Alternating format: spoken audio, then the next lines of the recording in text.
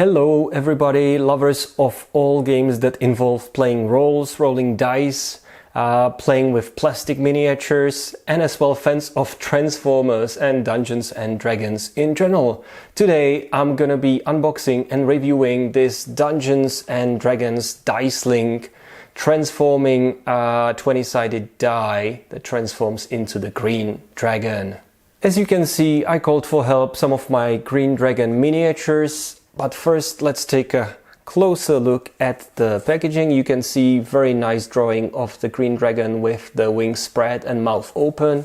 Here you can see the actual photo of the transformed die in the dragon mode, and this should be hopefully a one-to-one image of what we should be transforming into the dragon. On the back side it says it takes only 8 steps to transform the die into the dragon, back and forth, some writing and copyrights, etc. Nothing fancy over here. It says plastic-free packaging except for tape and glue. And right now it's time to cut the tape and see how cool this thing actually is.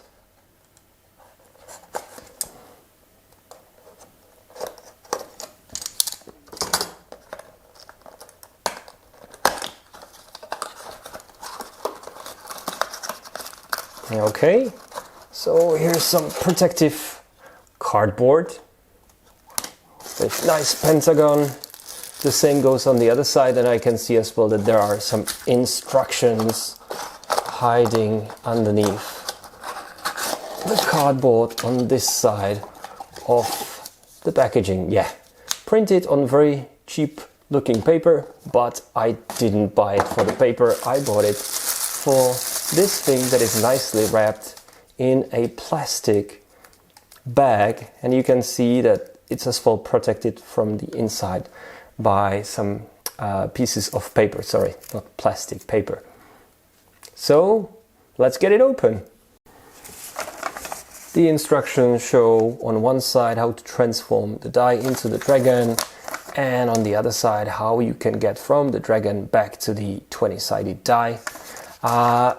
It has nice molded details. I wish there was a bit more of the gold on all the numbers, but I might just paint the numbers afterwards myself. So yeah. The reason why I as well went for the Green Dragon was that the first series of the Dicelings was really expensive in Europe, and you had to pay approximately like 3 times the price than in the US, which was ridiculous for something that, you know, has a retail price of like $13. Imagine that you would be living in Europe and had to pay almost 40 bucks. This one was luckily on a discount, and I as well read that they managed to resolve some of the issues that the first Dragon Minis had, especially with their wings collapsing down by their own weight because the hinges were not too strong. Let's see how this one afterwards handles the weight of its wings, but you can see that the dragon is nicely wrapped in fetal position inside the die when you open the sides. So first of all, let's get all these flaps open, I guess, to spread the wings.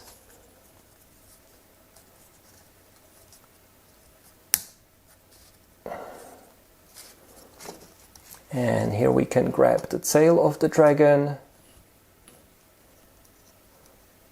which is actually nicely collapsed. Then it tells us to pull on the head, and the head sculpt is fairly nice, actually painted pretty well and accurately. It might need like just to draw like the pupils or paint the pupils in the eyes, but other than that I didn't expect this much.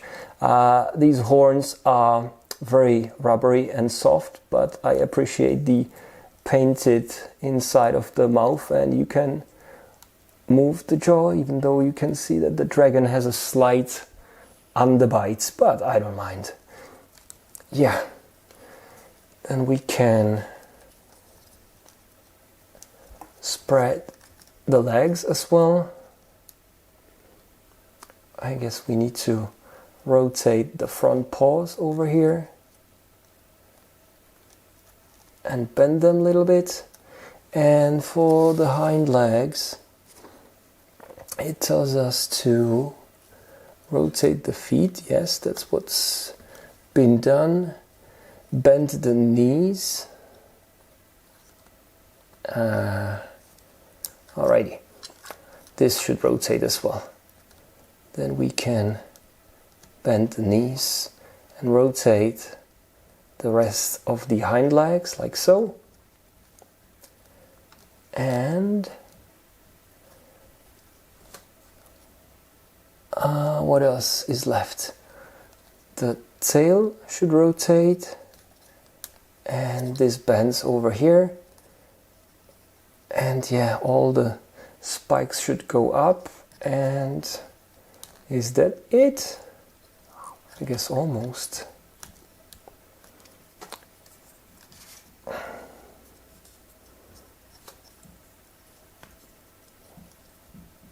Yeah, and I guess this is more or less our green dragon Dicelings figure.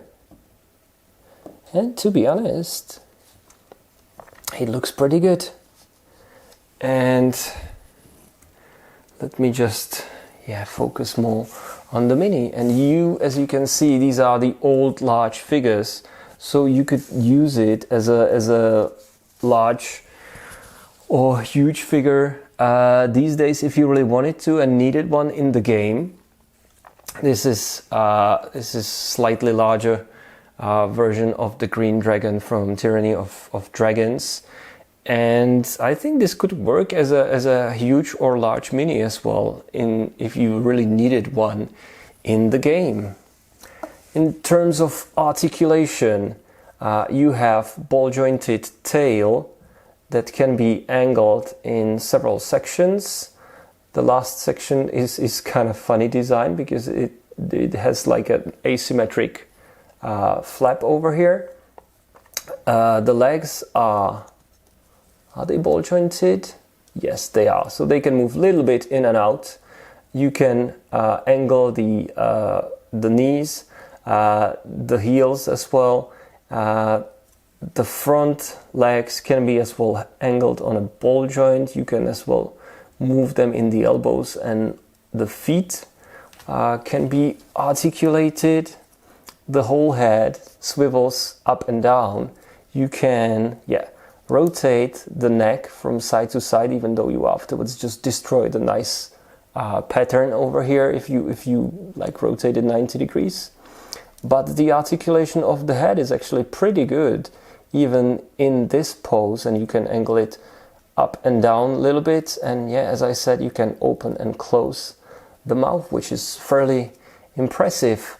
The wingspan is close to, I would say, like 20 centimeters, and you can use the articulation in the wings thanks to the transformation that is in there. And most of the dies, actually, like the surface is on the wings, which makes perfect sense for a dragon. So here you can see the Dicelings Green Dragon among his green friends, and they work really well together, I have to say. It blends in fairly well as a miniature. The level of details is pretty good. The articulation is nice. One of these wings is slightly looser, or is it this one? This one is slightly looser, but it's like nothing too terrible. If you move it all the way up, it holds fairly securely in there. I like the amount of articulation, and the transformation is fairly fun and simple. I'm not gonna bother you with the transformation in back. I'm gonna save it for the end of the video if you really want to see it. So the question is it a good value for the money? I think it's pretty fun gimmick, and considering how popular the Dungeons and Dragons movie was and is, it makes total sense to launch a lineup of figures that transform from the die into something that is very classic in the D&D realm.